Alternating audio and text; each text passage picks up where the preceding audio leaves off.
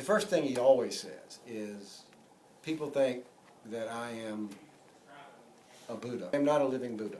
I am a human being. I am a simple human being, and I am a Buddhist monk. That's what I am. Nothing more, nothing less. Prior to 1959, Westerners really didn't know a lot about Tibetan culture. But when he came into exile and set up these, Tibetan schools, people began to be attracted or curious about about Tibetan Buddhism. He went to Europe. He goes into exile in 1959. He goes to Europe in 1974. For the first time, he goes to the West. And from 1974 forward, he just started. He started traveling.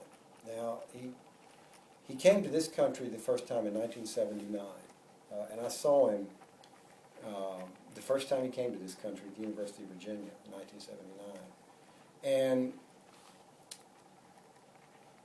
he was basically doing two things in those days, and he still does it, although his message has evolved, over the years.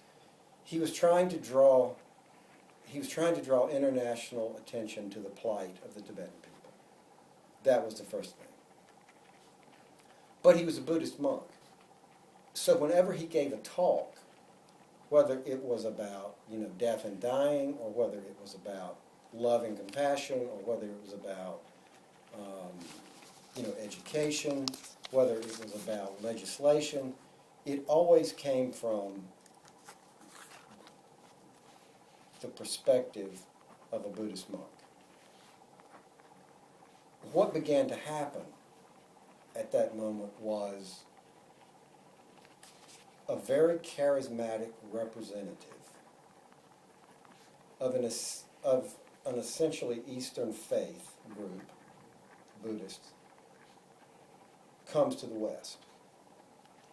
And the Dalai Lama has over the past 50 years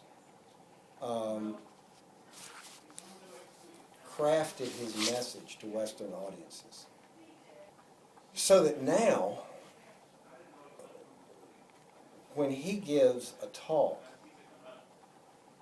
to a non-Buddhist Western audience, what he's doing is extracting principles from his Buddhist background that he believes are not Buddhist values, but human values.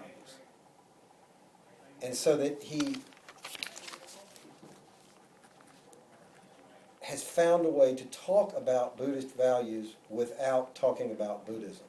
I don't think, particularly young people, I don't think young people should put on spiritual clothes they're not comfortable wearing and that they haven't already been wearing. There is absolutely nothing in Buddhism that the Dalai Lama talks about that you will not find in all of the other faith groups. Now, there are, philosophical differences between all the faith groups, but the fundamental virtues, the way we live our daily lives, and that's what he's talking about. Conversion does you no good.